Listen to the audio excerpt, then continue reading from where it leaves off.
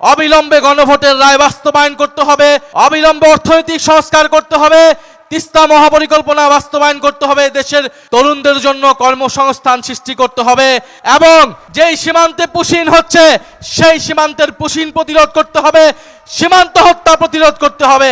যদি সীমান্ত হত্যা প্রতিরোধ করতে না পারেন, যদি পুশিন প্রতিরোধ করতে না পারেন, তাহলে নিজেদের দল থেকে জাতীয়তাবাদী শব্দটি কেটে ফেলে দেন।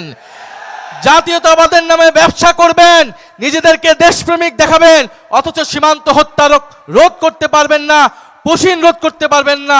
বাংলাদেশের জনগণ আপনাদেরকে তাহলে ক্ষমতায় থাকার ম্যান্ডেট দেবে না। প্রিয় রংপুরবাসী, আমরা ঐক্যবদ্ধ আছি।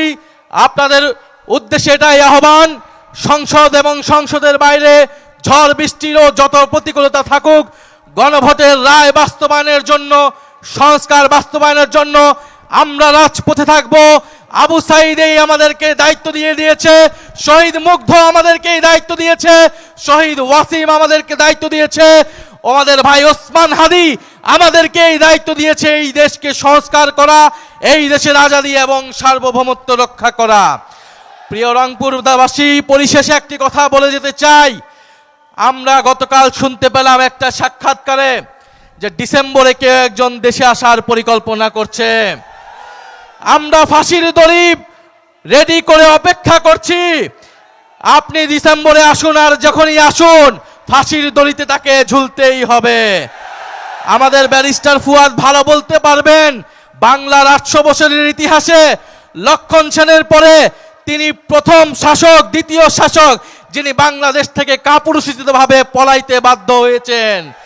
বাংলাদেশ থেকে যে পালিয়ে যায় সে আর বাংলাদেশে কখনো ফেরত আসে না।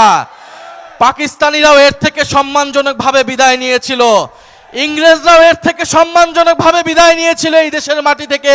কিন্তু শেখ হাসিনা এবং আওয়ামী লীগ সরকার যত অসম্মানজনকভাবে, কাপুরুষিতভাবে এই দেশ থেকে, এই দেশের জনগণ ছেড়ে, তাদের নিজের নেতাকর্মীকে ছেড়ে দেশ থেকে পালিয়ে গিয়েছে, ভারতের কোলে আশ্রয় দিয়েছে, তিনি আর এই দেশে আসার সৎ সাহস কখনোই রাখবে না। ফলে শেখ হাসিনা আসবে কি আসবে না, এটা দিল্লির সাথে ঢাকাকে নির্ধারণ করতে হবে। দিল্লিকে স্ট্রং ভাবে মেসেজ দিতে হবে এই সরকারের